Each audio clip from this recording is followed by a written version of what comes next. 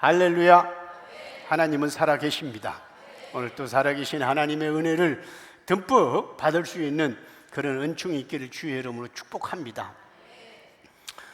지난 월요일부터 목요일까지 수원에 있는 제 손자 손녀가 4살 6살인데 왔다가 갔는데, 엄마 아빠가 이제 휴가를 맞고서 일본 여행을 간다고 하길래 그래 맡겨라 하고서 이제 얘들만 놓고 갔는데,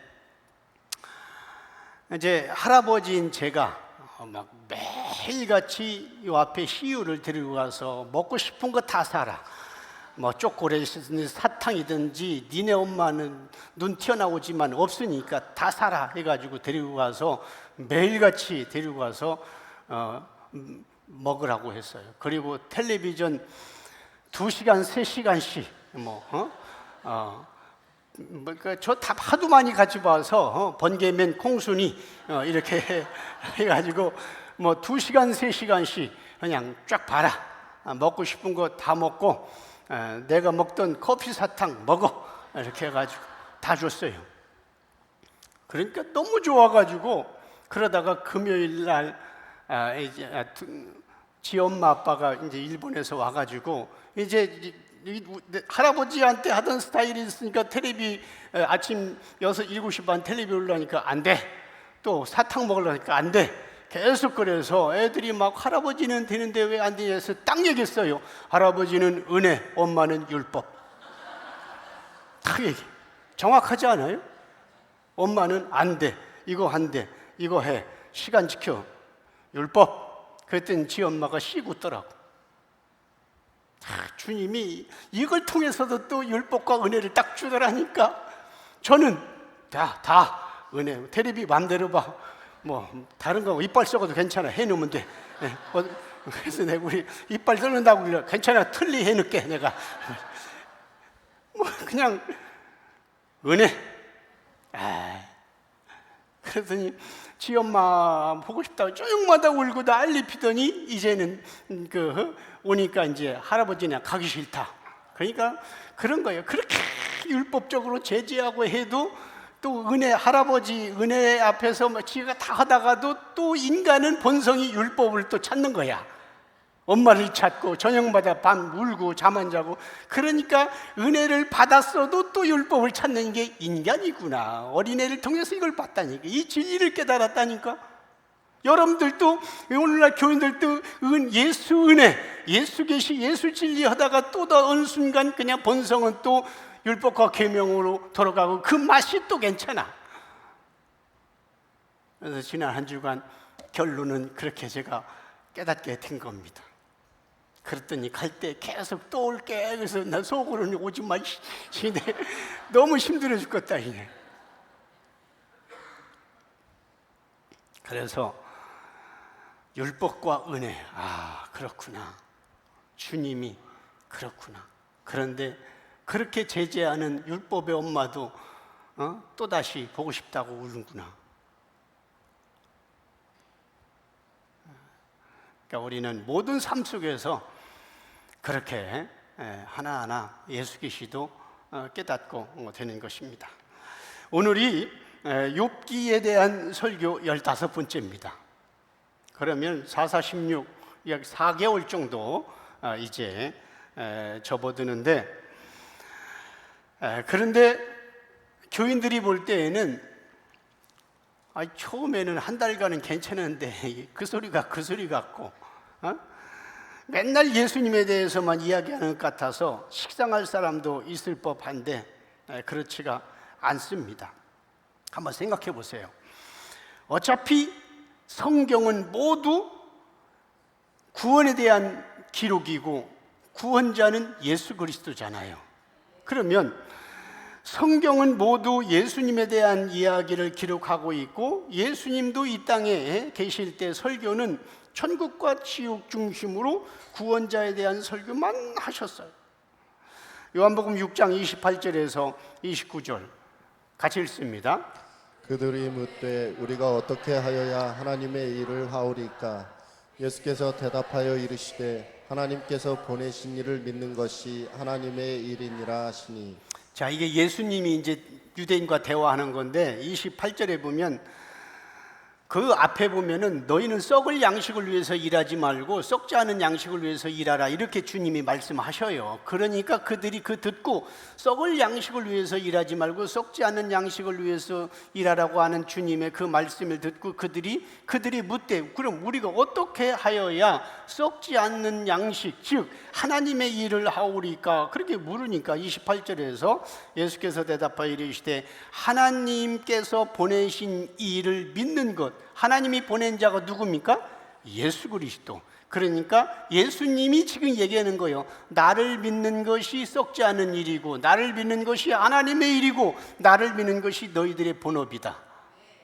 그렇게 예수님이 말씀을 하는 거예요. 그러니까 이 예수를 제대로 알고 올바른 깨달음으로 진짜 예수를 잘 믿으려면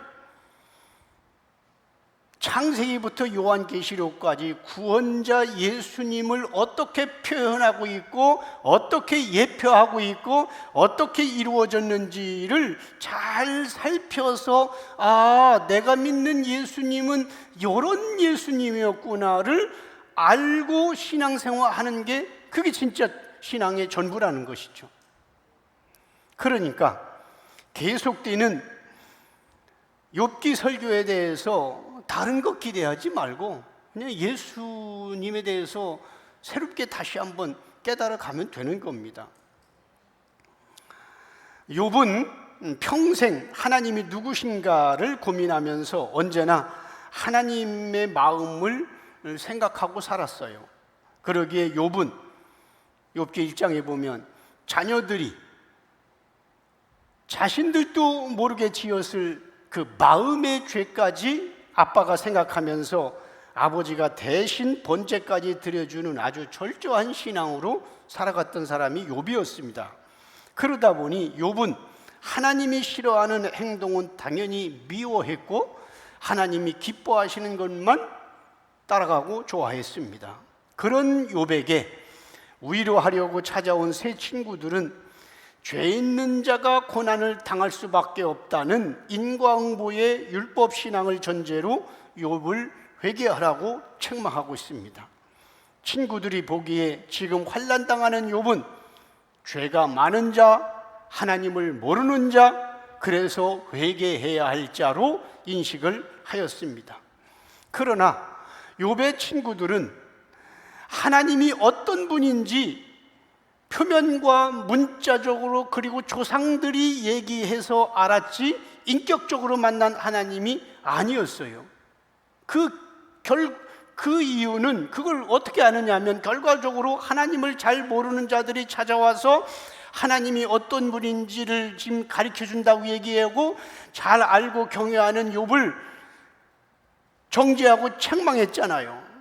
그래서 결국은 자기들이 하나님에 대해서 잘 알려준다고 욥을 책망했지만 42장에 봐서 하나님이 그의 하나님을 잘 알고 인과응보의 하나님에 대해서 이렇게 욥에게 회개하라고 하나님만 붙들으라고 하나님만 찬양하라고 하나님만 영광 돌리라고 너는 죄가 있어서 회개하라고 이렇게 누가 들어도 신앙적으로 그렇게 얘기한 세 친구를 하나님이 나타나서 죽이려고 하는 거예요.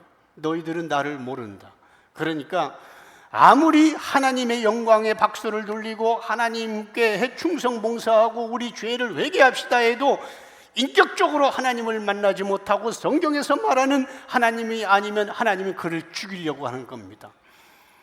인간은 아부를 떨거나 인간은 당신은 최고입니다. 당신은 예쁩니다. 멋집니다. 당신처럼 카리스마 있는 사람 없습니다. 하면은 입에 바른 소리도 우쭐거리고 좋아하는데 하나님은 중심을 보기 때문에 우리가 하나님의 이름을 가지고 예배하고 찬송을 하고 하나님께 우리 회개하고 그렇게 하자 아무리 발버둥 쳐도 하나님은 다 아시기 때문에 성경에서 말하는 하나님, 성경에서 말하는 예수를 얘기하지 않냐면 그를 하나님은 죽이려고 합니다. 그래서 하나님은 욥기 42장에서 욥이 내 친구들 대신해서 번제를 드리면 용서해 주겠다고 그렇게 말씀을 하시는 겁니다.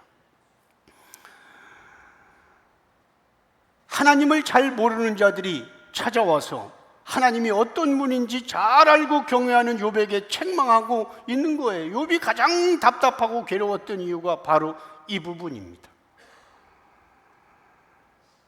소발에게 책망받은 욥은 12장에서 세 친구들에게 하나님이 누구신지를 지금 가리키고 있습니다. 오늘 본문 1절에서 3절 같이 읽습니다.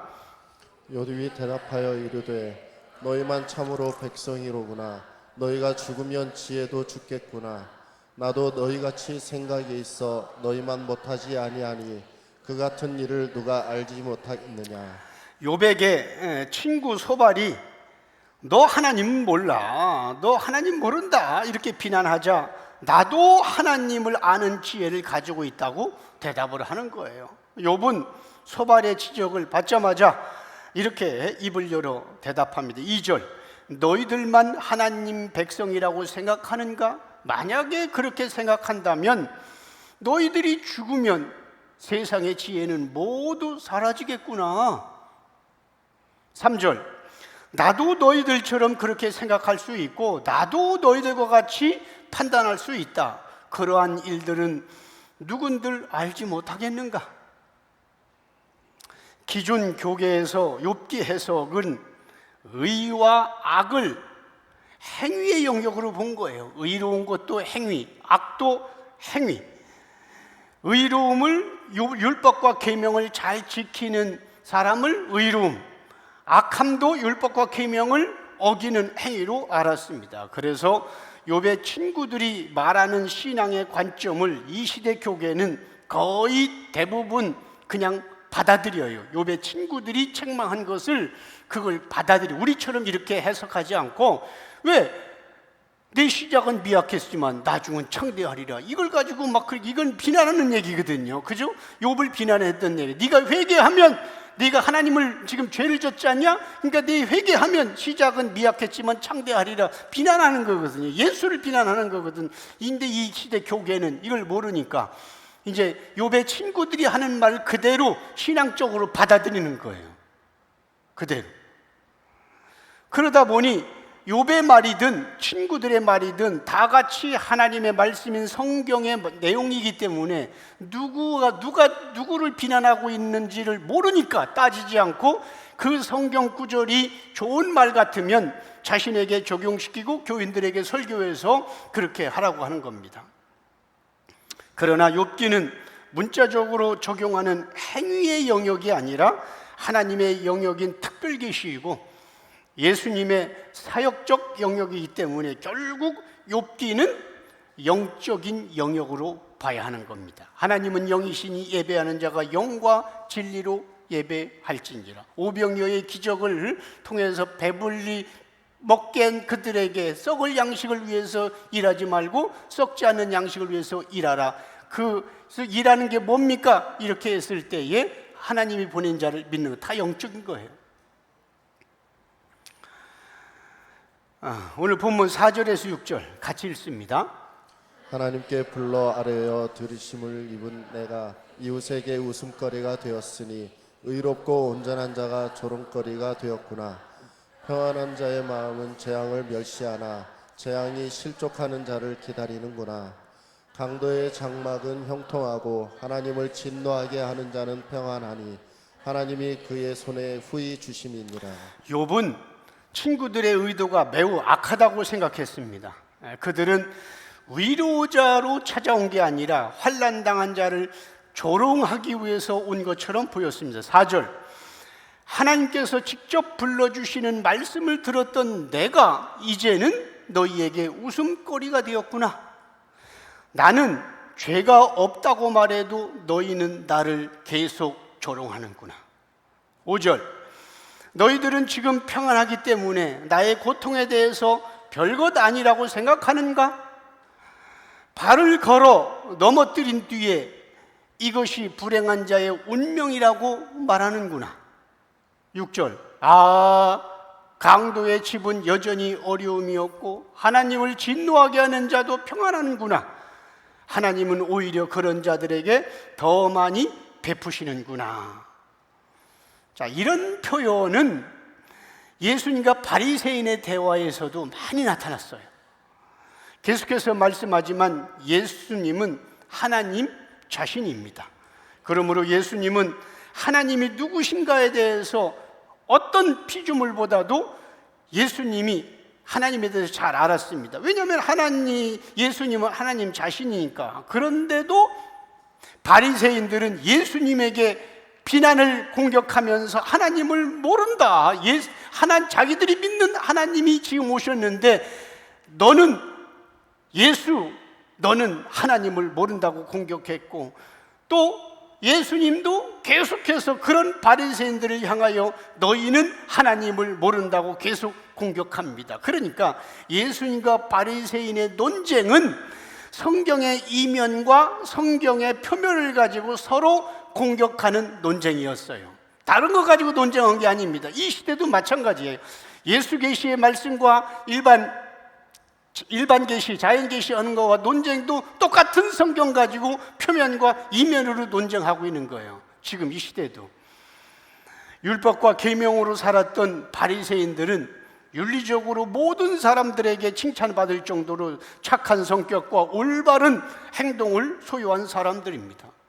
바리새인들의 행위는 모든 백성들로부터 존경받을 정도로 율법과 계명을 잘 지켰던 그런 윤리적인 사람이었어요. 오죽했으면 바리새인의 길을 걸었던 사도 바울이 자기는 율법을 얼마나 철저하게 지켰는지 율법의 의로는 흠이 없다고 그렇게 말을 했을까? 빌립보서 3장 5절에서 6절 같이 읽습니다. 나는 히브리 중에 히브리이며 율법으로는 바리새인이요 율법의 의로는 흠이 없는 자라. 자, 여기 나는 바리새인이다. 바리새인이 길을 걸었다니까. 그런데 바리새인이 어떻게 길을 걸었냐면 율법의 의로는, 즉 율법을 갖다 대도 나는 흠이 없는 자다. 물론 이것은 바리새인의 자기 입장이지 예수님이 입장은 아닙니다. 만약에 예수님 입장에서 율법으로 흠이 없는 의라면 예수님이 구원자로 오실 필요가 없는 거예요.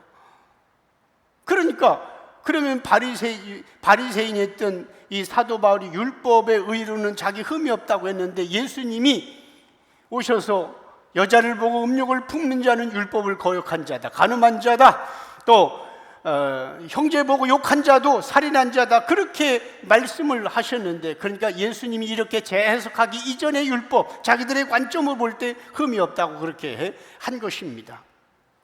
그러나 예수님의 관심은 성도들의 도덕과 윤리적인 그런 삶이 아니라 하나님 말씀에 전적으로 따르고 순종하는 영적인 온유함이 있는가를 보시는 거예요.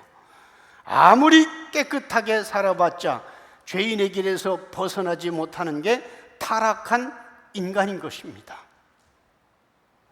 아무리 율법과 계명을 지키며 살았어도 사도 바울의 고백처럼 우리는 죄인의 괴수입니다. 그러다 보니 은혜를 강조하는 예수님은 인간의 관점인 도덕과 윤리를 무시하는 것 같기에 바리새인들은 그 예수를 향하여 엄청나게 비난을 해댄 겁니다. 성경을 읽고 있는 우리들은 성경 속에 나타난 그런 바리새인들을 보면서 어떻게 구원자로 오신 예수를 저렇게까지 모질게 할 수 있느냐고 바리새인들을 맹비난하고 있지만, 그러나 실은 우리의 실체가 바리새인입니다. 2000년 전에 바리새인들은 시간의 제약을 받지 않고 시간 밖에 계신 예수님의 시각으로 볼 때에는 오늘 우리가 2000년 전이나 우리 예수의 은혜를 거부하고 예수 계시를 답답하게 생각하고 여기면서 다른 내용의 설교를 해줬으면 하는 우리가 바로 바리새인이라는 겁니다. 예수를 믿는 자와 예수를 믿지 않는 자의 차이는 도덕과 윤리의 문제가 아니라 영적인 문제이기 때문에 계시가 열리지 않고는 그 어떤 사람도 바리새인과 같은 신앙의 길로 갈 수밖에 없는 겁니다. 제가 엊그저께도 목사님들 한 20명 정도 모인 곳에 잠깐 간 적이 있어요. 그저께 금요일 날. 근데 이제 이런 얘기 하다가 또 예수께서 조금 얘기했더니 뭐 목사들이 듣지도 않아요. 뭐라고 하는지 아세요? 그래서 결과적으로 부흥됐어? 왜? 그러면 예를 들어서 내가 다이아몬드 산에 가가지고 다이아몬드를 이렇게 좀 캐왔다. 그래서 지금 다이아몬드를 통해서 돈 벌었어? 이렇게 얘기하는 똑같으니까 그러니까 세상의 관점으로 무조건 좋은, 그게 진리고 그게 좋은 거라면 일단은 성공해야 되는 거예요. 세상 관점으로. 그러면 예수님이 하나님의 아들이었는데 그래서 12명밖에 없었어? 이렇게 얘기하는 거와 똑같은 거지.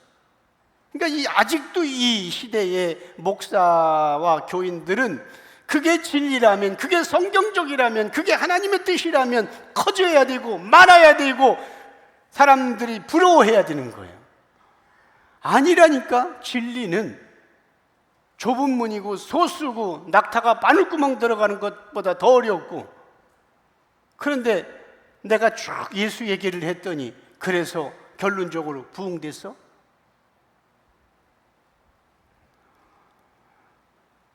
하나님 앞에 사도 바울은 나는 죄인 중에 괴수고, 욥기를 앞으로 이제 계속 공부하겠지만 나는 티끌이라고 했어. 그러면은 우리는 다 티끌이야. 티끌 100명, 티끌 100개나 티끌 1000개나 티끌 10,000개나 뭔 차이가 있어? 진리가 없으면 소용없는 소리입니다. 그래서 더 이상 얘기하지 않고 나왔습니다. 그래서 나는 여러분들한테 이 예수만 전하고 예수만 선포하는 게 너무 좋아. 여러분들은 다 성경을 그대로 받아들여서. 자, 오늘 본문 7절에서 9절 같이 한 목소리 읽습니다. 이제 모든 짐승에게 물어보라. 그것들이 내게 가르치리라. 공중의 새에게 물어보라. 그것들이 또한 내게 말하리라. 땅에게 말하라. 내가 가르치리라. 바다의 고기도 내게 설명하리라. 이것들 중에 어느 것이 여호와의 손이 이를 행하신 줄을 알지 못하랴. 지금 욥은 피조물들을 통해서 창조주가 누군지도 알 수 있다는 거예요. 7절. 땅에 다니는 짐승들에게 물어보면 창조자에 대해서 너희에게 가르치리라. 공중의 새들에게 물어봐도 충분히 알 수 있다. 8절. 땅에게 말해도 가르쳐 줄 것이고 바다의 고기도 자기를 창조한 자에 대해서 설명할 수가 있다. 9절. 이것들 중에서 어느 것이 하나님의 손이 그렇게 창조한 것을 모르겠는가? 그렇습니다. 모든 피조물들은 자기를 창조한 하나님에 대해서 알고 있는데도 유일하게 피조물 가운데에 하나님처럼 되고 싶어서 선악과에 손을 댔던 하나님을 대적한 인간만이 피조물 중에 유일하게 하나님을 모르는 거예요. 욥기 오늘 본문 10절에서 12절 같이 읽습니다. 모든 생물의 생명과 모든 사람의 육신의 목숨이 다 그의 손에 있느니라. 이위 음식의 맛을 구별함 같이 그가 말을 분간하지 아니하느냐. 늙은 자에게는 지혜가 있고 장수하는 자에게는 명철이 있느니라. 욥은 세 친구가 자신이 말하는 의도를 알아듣지 못해서 너무 답답한 거예요. 욥과 세 친구들은 상대를 향하여 서로 말을 많이 했지만 평행선을 달리는 것처럼 서로가 말이 통하지 않아서 예수님과 바리새인이 그랬다는 거죠. 그죠? 10절. 모든 피조물의 생명과 모든 사람의 목숨이 전부 하나님께 달려 있다. 11절. 너희들의 입은 음식의 맛을 구별하면서도 왜 귀로는 말귀를 못 알아듣는가? 12절. 노인에게는 지혜가 있어야 되는 것이 아닌가? 오래 살았으면 이해도 잘 해야 되지 않는가? 여기서 늙은 자에게 지혜가 있고는 지금 세 친구를 얘기하는 거거든요. 왜냐하면 욥보다 나이가 많은 세 친구를 향하여 오래 살았다, 늙은 자다 이렇게 표현하는 거거든요. 왜냐하면 욥기 15장 10절에 보면 우리 중에 네 아버지보다 나이가 많은 사람도 있다. 이 세 친구가 뭐라고 하냐면 나중에 이제 공부할 거예요. 15장 10절에 보면 나오는데 그 세 친구가 욥에게 뭐라고 하냐면 우리 셋 중에 네 아버지보다 나이가 많은 사람도 있느니라 그렇게 나와요. 그러니까 지금 욥이 지금 얘기하는 게 늙은 자에게는 지금 세 친구를 향해 가리키는 거예요. 직접. 응? 네. 그러니까 너희들이 우리 아버지 나이 때라면 늙은 자에게 지혜가 있어야 되지 않은가? 오래 살았으면 이해도 잘 해야지 않은가?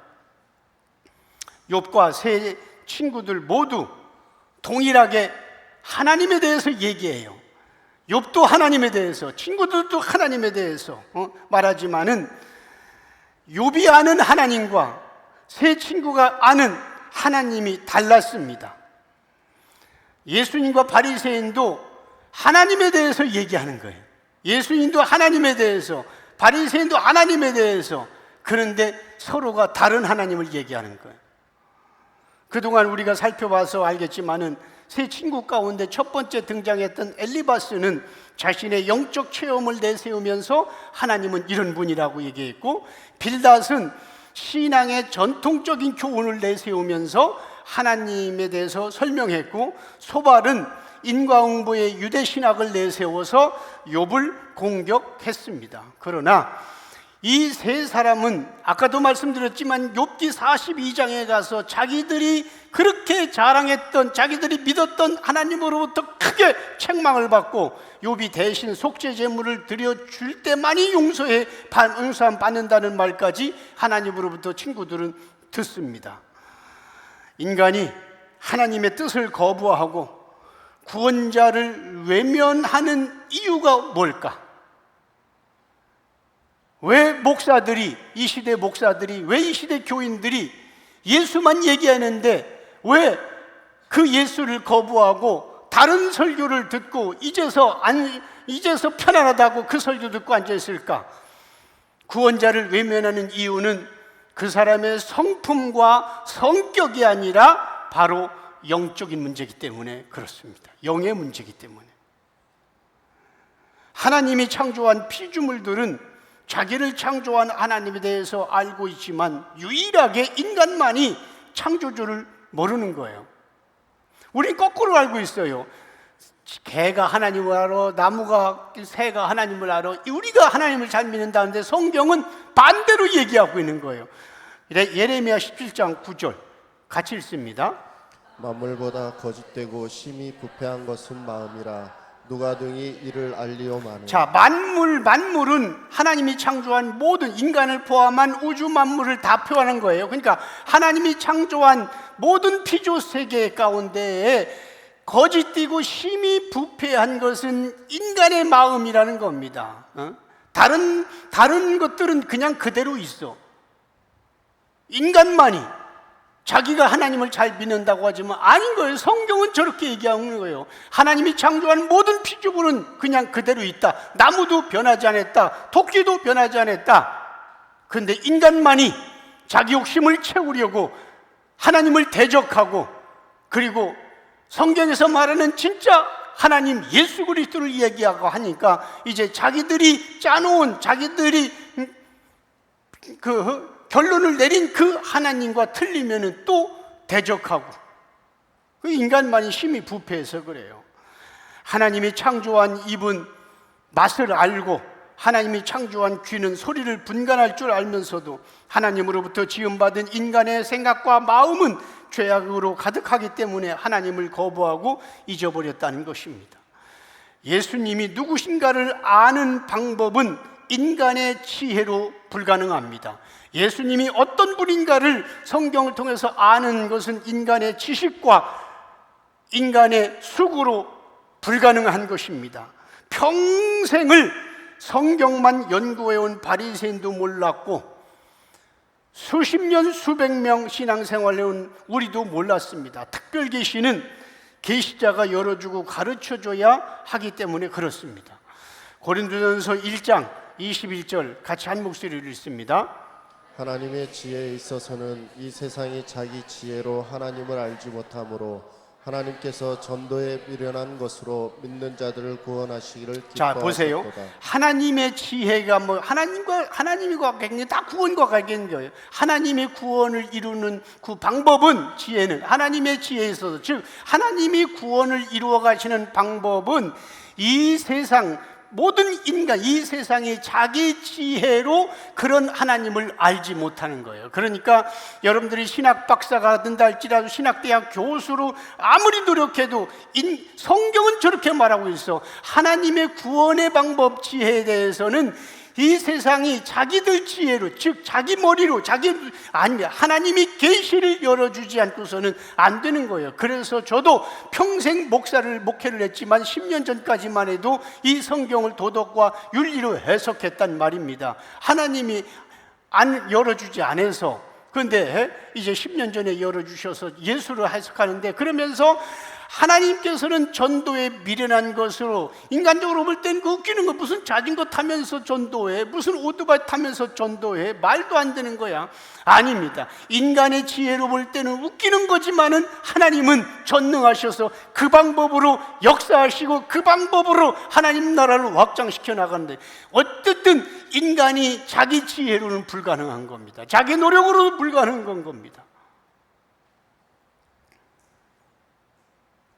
그런데 어리석은 인간들은 자기들의 신앙의 경력과 자기들의 신앙의 어떤 학위, 신학 박사란 학위와 이런 것들을 내세워서 자기 지혜로 하나님을 아는 것처럼 포장하고 있습니다.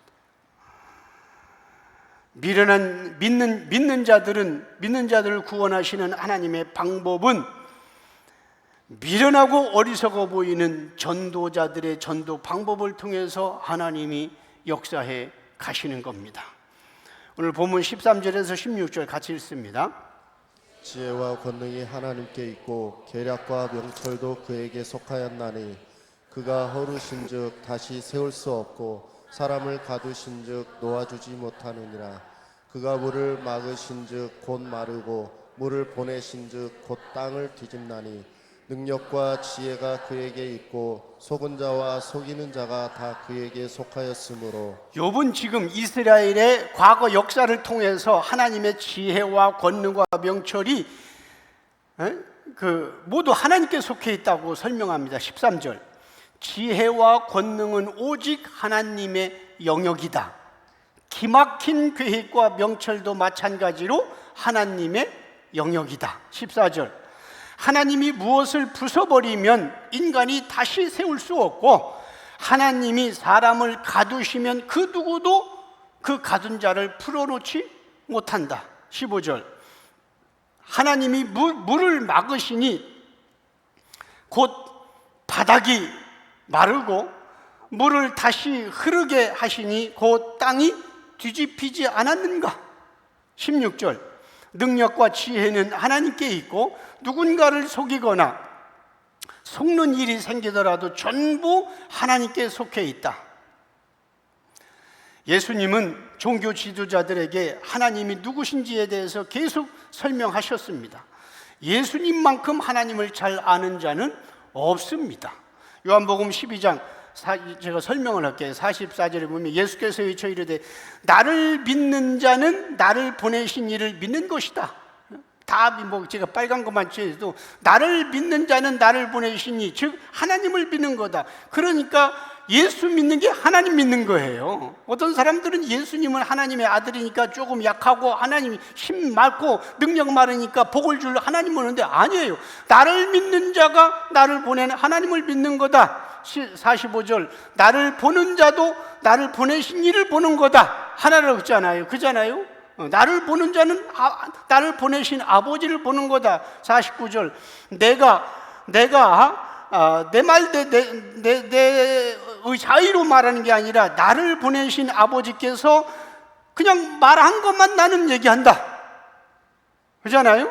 50절, 나는 그래서 그 아버지가 나에게 준 것이 영생인 줄 안다. 그래서 나는 내게 말씀하신 그대로 한다. 그렇게 얘기하는 거잖아요. 자, 그러면 이 관점으로 볼 때 지금 이스라엘이 예수를 안 믿고 거부하면 하나님을 안 믿는 거예요. 왜? 나를 믿는 자가 아버지를 믿는 자고, 나를 그잖아요. 본 자는 아버지를 본 자라고 했잖아요. 아버지가 하나님이잖아요. 그러면 예수를 거부하면 하나님을 안 믿는 거잖아요. 자, 예수님을 최소한 믿는다면 지금 이스라엘 백성들은 하나님을 안 믿는 거예요. 저들은 하나님 중심으로 지금도 구약 성경을 가지고 하고 있지만,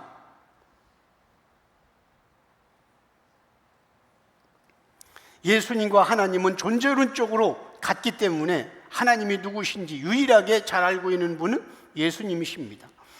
유대인들과 종교 지도자들은 자신들이 하나님에 대해서 알고 싶었습니다. 그래서 율법을 읽고 암송하면서 하나님 말씀을 잘 지키면 그게 하나님을 잘 아는 가장 최선의 길이라고 생각을 했습니다.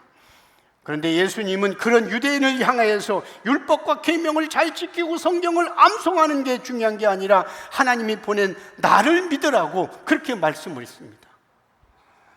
유대인들도 하나님을 잘 믿는 이유는 죽음 이후에 영생을 얻고 싶어서 잘 믿었고, 예수님도 하나님을 잘 알아야 영생을 얻을 수 있다고 말씀하셨습니다. 잘 보세요. 그러니까 예수님과 바리새인들은 서로 지금 논쟁을 하고 서로 대척점에서 싸우고 있는데, 문제는 영생이라는 목적은 같은 거예요.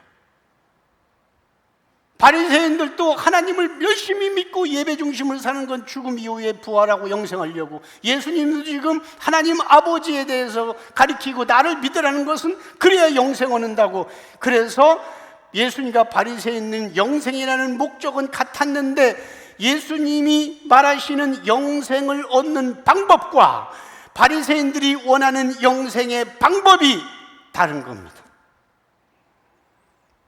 예수님은 하나님이 보낸 자신을 믿어야 구원받는다고 말했지만, 유대인들은 율법과 계명을 잘 지켜야 구원을 얻는다고 믿고 있었습니다. 이렇게 하나님의 생각과 인간의 생각은 엄청나게 차이가 있는 거예요.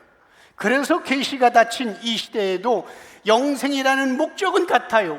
그냥 다른 목사들도 교인들도 전부 다 예수를 믿고 하나님을 믿고 신앙생활 열심히 하는 것은 죽음 이후에 영생을 전부 다 얘기를 하는데, 그런데 오직 예수 외에는 없다는 예수 계시 관점과 예수를 믿지만은 율법과 계명도 지켜야 한다고 하는 바리새인의 길을 사모하는 자들과 지금 그래서 반대로 지금 가고 있는 거예요. 이사야 55장 8절 9절 같이 읽습니다. 이는 내 생각이 너희의 생각과 다르며 내 길은 너희의 길과 다름이니라. 여호와의 말씀이니라. 이는 하나님이 땅보다 높음 같이 내 길은 너희의 길보다 높으며 내 생각은 너희의 생각보다 높음이니라. 자, 8절에 보면은 하나님이 이제 이사야를 통해서 말씀합니다. 내 생각과 너희 생각이 다르다. 내가 이끄는 길과 너희들이 이끄는 길이 다르다. 9절에 하늘이 땅보다 높음처럼 내 길은 너희 길보다 높고 내 생각은 너희 생각보다 높다. 분명히 성경은 내 생각과 창조자의 생각과 피조물의 생각이 다르다. 창조자가 이끌고 있는 구원의 길과 피조물들이 가고자 하는 구원의 길이 다르다. 분명히 성경은 그렇게 말씀하고 있는데, 이 시대는 성경에서 예수 그리스도가 이렇게 제시하고 있고 예수 그리스도가 이렇게 구원의 길을 얘기한다고 성경 찾아서 이잡듯이 제시해줘도 자기들이 생각에서 벗어나지 않으려고 하는 거야. 창조자가 이렇게 말했는데도, 그러니까 구원은 선택된 자만 받는 거 맞아요. 아무리 설명해도 성경이 이렇게 나왔는데도.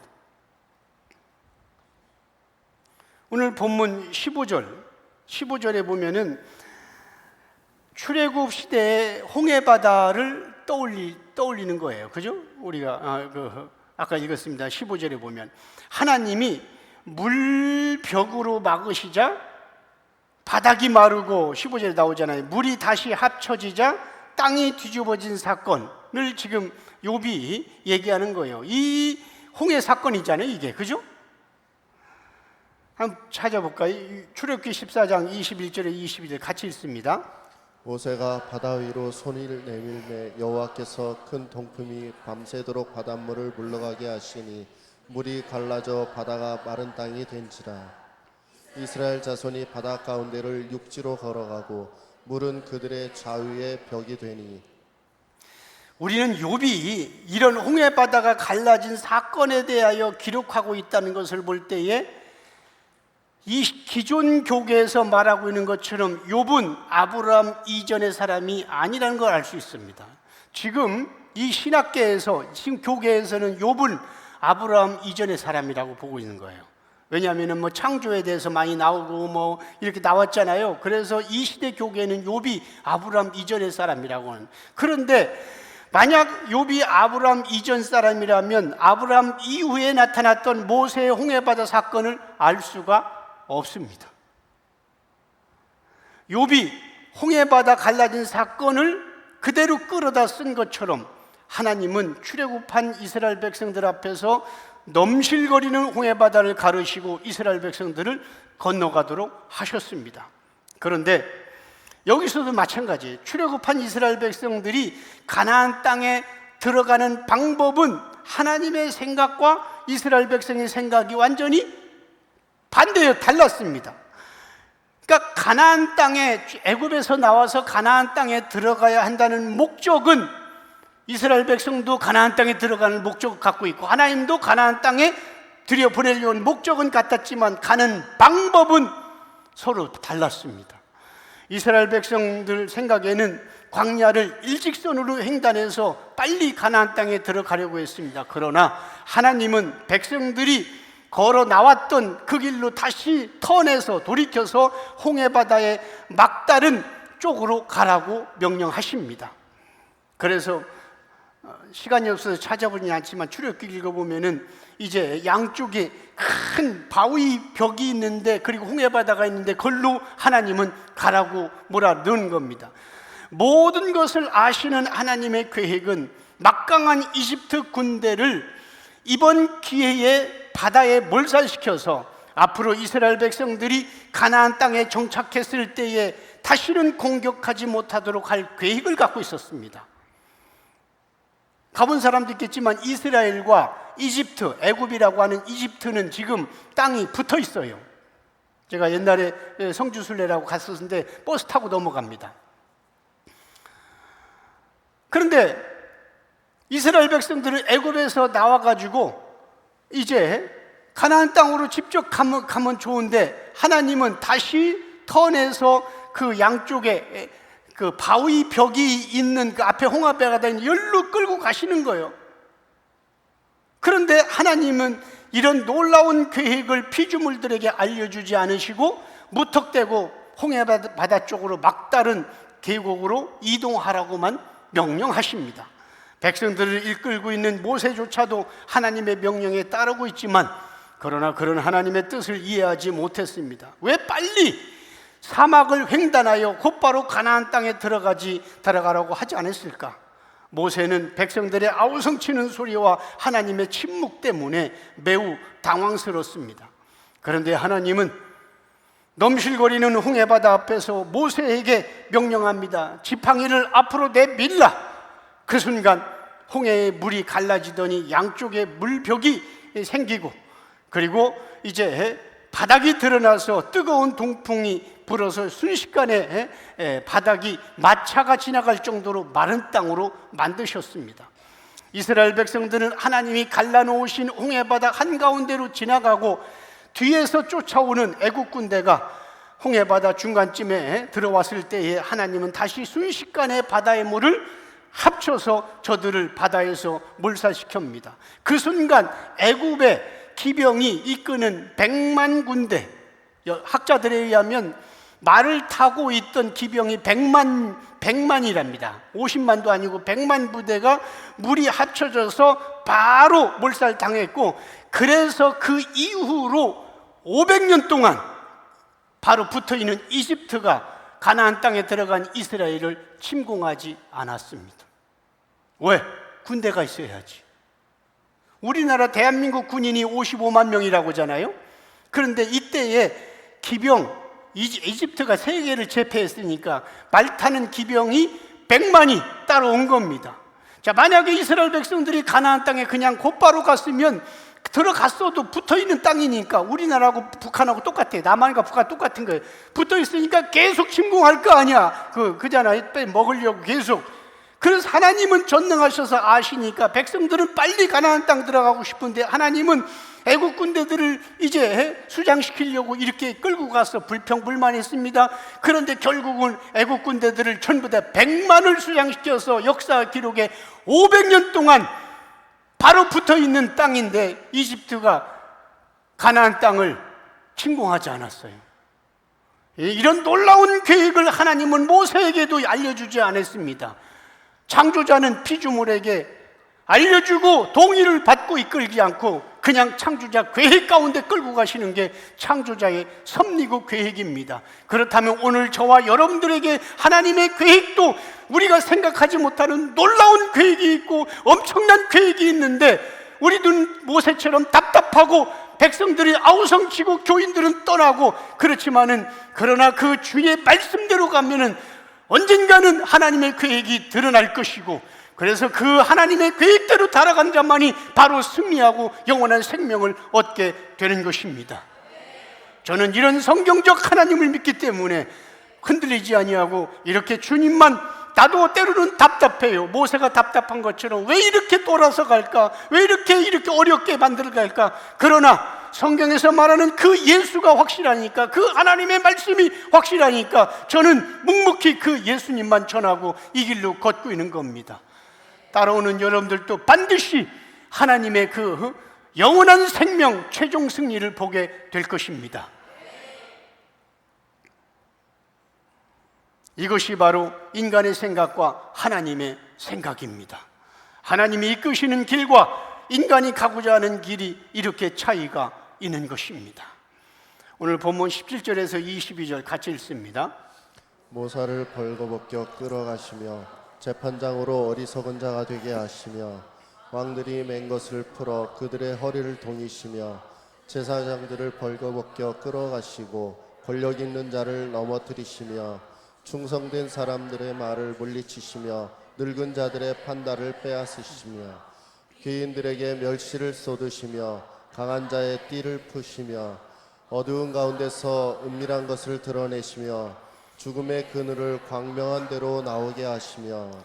욥은 조상들인 이스라엘 멸망을 언급하며 답변을 지금 계속합니다. 17절, 하나님은 관리들을 벌거벗겨서 포로로 끌려가도록 하시고 재판장의 지혜도 빼앗아 어리석도록 만드셨다. 18절, 왕들의 허리에 매었던 것들조차도 다 빼앗으셨다. 19절, 제사장들이 아무것도 걸치지 못한 채 끌려가고 권력이 있는 자들조차도 전부 넘어졌다. 20절, 하나님은 얼마든지 왕이 충성된 자들의 말을 듣기 싫어할 수도 있고 경험 많은 자들의 판단도 흐리게 하실 수 있는 분이다. 21절, 귀한 자들조차도 멸시를 받고 강한 자의 띠를 푸시는 분이 하나님이시다. 22절, 어둠 가운데 은밀한 것을 드러내시는 분, 죽음의 그늘조차 빛 가운데 나오시도록 하시는 분,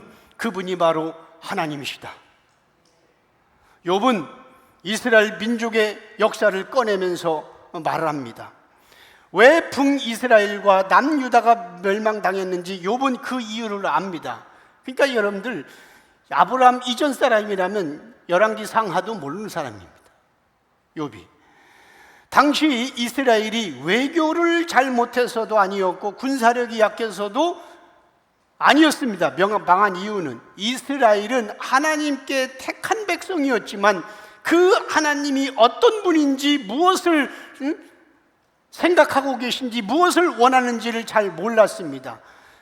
그들은 하나님을 사랑하지 않은 채, 하나님을 모른 채 그냥 형식적으로만 성전 예배를 드렸기 때문에 나라가 망하고 포로로 끌려가는 비참한 상황을 경험해야 했습니다. 욥은 세 친구에게 이러한 내용으로 하나님에 대해서 지금 설명하고 있는 겁니다. 친구들은 하나님에 대하여 안다고 말했지만 욥은 너희는 이런 하나님을 모르고 있구나 가르칩니다. 지금 읽은 이 17절에서 22절의 이 내용은 이스라엘 멸망에 대한 내용인데 욥이 언급한 이스라엘 멸망에 대한 내용은 이렇습니다. 하나님은 예레미야 선지자를 통해 유다 백성들에게 이렇게 선포하라고 명하십니다. 이스라엘아 들으라. 너희는 바벨론에게 항복하고 끌려가게 될 것이다.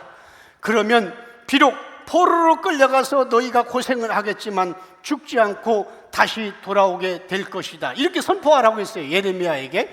그러나 하나님의 말씀을 선포한 예레미야 선지자 외에 모든 다른 종교 지도자들은 살아계신 하나님께서 반드시 바벨론과 싸워주셔서 우리에게 승리를 주신다고 주장하고 예언을 했습니다. 대부분의 종교 지도자들은 예레미야는 망한 가문 제사장 출신이기 때문에 예루살렘에 있는 성공한 제사장들을 질투한 나머지 지금 예레미야 저것이 거짓 예언한다고 비난했습니다. 왜냐하면 하나님이 이스라엘들한테 바벨론에 너희가 포로를 끌려갈 것이니까 저항하지 말고 끌려가라 이렇게 예레미야에게 얘기했는데 어떻게 하나님 믿는 사람들이 우상 섬기는 사람들한테 끌려갈 수 있냐? 하나님이 무능한 분이냐? 아니다, 하나님이 지켜줄 거다. 거짓 선지자들이 이렇게 얘기했습니다. 그러나 하나님은 예레미야를 통하여 이스라엘은 바벨론에게 항복하고 끌려가라고 분명히 말씀하셨지만 거짓 선지자들은 끝까지 항전하면 승리한다고 선동했습니다. 한번 짚고 넘어가겠어요. 예레미야 27장 6절부터 제가 설명할게요. 이제 내가 이게 이제 하나님이 하시는 얘기예요. 이제 내가 이 모든 땅, 이스라엘 사람 땅, 내 종 바벨론 왕, 그러니까 하나님이 일단 쓰면 자기 종이 악한 것도 내 종 바벨론 왕 느부갓네살의 손에 주고 또 짐승들도 그에게 주어서 섬기게 하였나니 9절 너희는 너희 선지자나 복술가나 꿈꾸는 자나 술사 요술가들에게 이르기를 너희가 바벨론 왕을 섬기게 되지 아니하려 하여도 너희는 듣지 말라는 겁니다. 그러니까 이렇게 잘못된 거짓 선지자들이 하나님도 모르는 것들이 이렇게 하나님이 지켜줄 거야, 걱정하지 마, 걱정하지 마, 하나님은 바벨론 왕으로부터 지켜줄 거야, 걱정하지 마, 이렇게 아무리 하나님의 이름으로 긍정적으로 믿음으로 얘기하는 것 같이 얘기하지만 너희들은 그들 말 듣지 마라.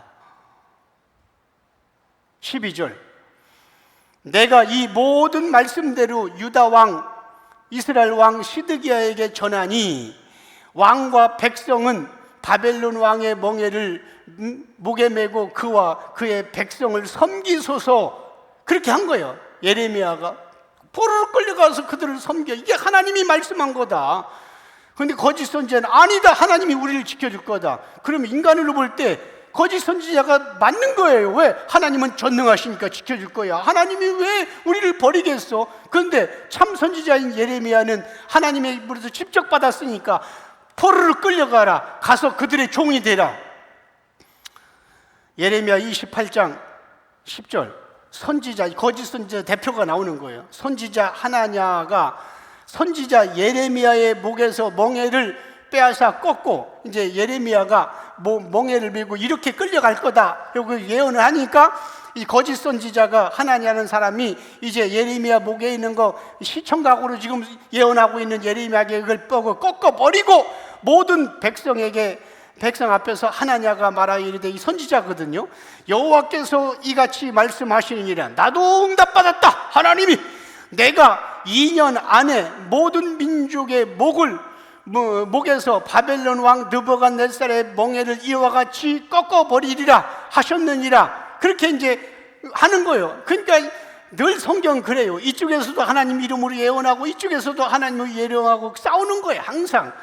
그러니까 하매 선지자 예레미야가 이제 하나님께 받은 대로 하고 그냥 가는 거예요. 15절 선지자 예레미야가 선지자 하나냐에게 이 시대도 마찬가지고 옛날이나 지금이나 항상 선지자끼리 싸우는 거예요. 하나님에 대해 싸우고 예수님에 대해서 싸우고, 선지자 예레미야가 선지자 하나님에게 이르되 하나나여, 이 표현도 어려워. 하나나여 들으라, 여호와께서 너를 보내지 아니하셨거늘 네가 이 백성에게 거짓을 믿게 하는도다. 백성들은 무조건 좋은 얘기는 다 믿어.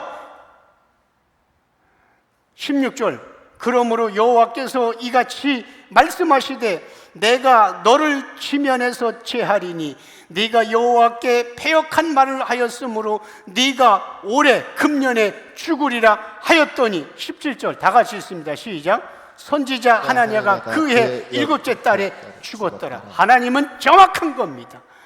포로로 끌려가는 건 어떤 인간도 싫어하는 겁니다. 바벨론에 노예 생활하는 것 어떤 인간도 싫어합니다. 그래서 격려하고 위로하는 이 선지자를 좋아합니다. 이런 목회자를 좋아합니다. 하나님은 이 땅에 여러분들 열심히 신앙생활하고 빛과 소금의 사명을 감당하고 율법과 계명을 지키면 하나님은 여러분들의 사업에 복을 주고 자식도 복을 주시고 영원한 천국에서 상급을 줍니다. 모든 인간이 다 좋아합니다. 그러나 성경은 그렇게 말하고 있지 않습니다. 자, 지금 이 내용을 욥이 끌어다가 하나님은 이런 분이라고 설명하고 있는 거예요. 하나님은 이스라엘이 타락했기 때문에 잠시 나라를 멸망시키려고 했지만은 거짓 선지자들은 아니다, 나도 하나님의 음성을 들었다, 하나님은 신실하셔서 다윗의 나라를 영원히 견고하게 하신다고 약속하셨음을 강조하며 백성들을 안심시키는 겁니다. 그러니까 여러분들이 영적으로, 정말 영적으로 영적 지도자를 잘 만나는 게 여러분들이 얼마나 큰 복인지 모르는 겁니다. 무조건 믿고 따라가면 귀에 밟는 소리 좋은 소리라고 좋은 게 아니에요. 성경이 뭐라고 얘기하고 있는가. 결국 하나님을 모르는 유다는 멸망했고, 앞서서 포로로 끌려간 자들 외에 모든 종교자들은 다 죽었고 예루살렘 성은 완전히 파괴됐습니다. 이처럼 하나님이 어떤 분인지를 아는 것이 중요한 겁니다. 하나님이 나에게 어떻게 복을 주는가, 어떻게 다른 종교보다 훨씬 더 복을 주고 어떻게 사업을 잘 되게, 그게 관심 있는 게 아니라 하나님이 어떤 분인가, 내가 생각한 하나님이 아니라 성경에서 말하고 있는 하나님을 아는 것, 이게 지혜고 이게 믿음이고 이게 신앙이란 말입니다. 오늘 본문 마지막 23절에서 25절 같이 읽습니다. 민족들을 커지게도 하시고 다시 멸하기도 하시며 민족들을 널리 퍼지게도 하시고 다시 끌려가게도 하시며 만민의 우두머리들의 총명을 빼앗으시고 그들을 길없는 거친 들에서 방황하게 하시며 빛 없이 캄캄한 데를 더듬게 하시며 취한 사람이 같이 비틀거리게 하시느니라. 23절, 하나님은 민족들을 크게 하셨다가도 다시 멸망시키는 분이다. 민족들을 널리 퍼지도록 만들었다가 다시 포로로 끌려가게도 하시는 분이다. 24절, 하나님께서 가장 높은 곳에 있는 지도자의 총명을 빼앗으시면 결국 길도 없는 거친 들에서 방황할 수밖에 없다. 25절, 하나님은 그런 자들의 빛도 없이 하나님은 그런 자들을 빛도 없이 캄캄한 곳을 더듬으면서 다니도록 하시고 마치 취한 것처럼 비틀거리게도 하신다. 욥은 하나님에 대하여 세 친구들보다 더 정확하게 알고 있었습니다. 예수님은 이스라엘 민족의 역사를 통해 바리새인들에게 지금 하나님을 설명하고 있습니다. 멸망한 이스라엘 지도자와 선지자들은 자기들은 하나님에 대하여 잘 안다고 자부심을 갖고 있었지만, 그러나 하나님의 마음과 하나님의 뜻을 몰랐기 때문에 어둠 속에서 술 취한 사람처럼 비틀거리다가 다니다가 멸망을 당했습니다. 하나님을 잘 안다고 스스로 자부하는 자들의 마지막은 이렇게 비참한 겁니다. 어리석은 인간은 자신에게 있는 종교적 그 열심 때문에, 그리고 성경을 필사하고 필독했기 때문에 예수님이 홀로 다 이루시는 은혜만으로 부족하다고 생각하면서 자신이 참여할 수 있는 더 좋은 방법을 찾으려고 하는 겁니다. 여러분, 성경은 많이 읽을수록 좋긴 하지만 예수 계시 쪽으로 예수님으로 해석이 안 된다면 차라리 안 읽는 게 더 나은 거예요. 그런 의미에서 예수님으로 성경을 해석하지 않는 사람이 성경을 필사하는 것은 죄요, 예수님으로 해석하지 못하는 사람이 성경을 십독 백독하는 것이 죄입니다. 왜? 잘못된 예수도 모르는 지식, 성경 지식을 너무 견고하게 싹 쌓아다 보면 그게 자기 신앙이 되니까. 그래서 하나님은 성경 읽다가 자꾸 졸게 만들어요. 자라. 성경 읽다가 자게 해요. 왜? 자는 게 더 이쁘니까.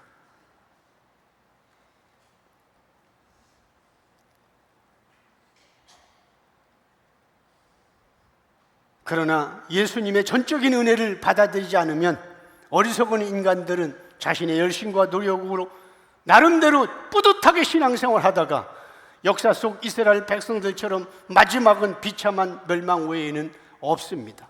하나님의 생각과 인간의 생각은 분명히 다릅니다.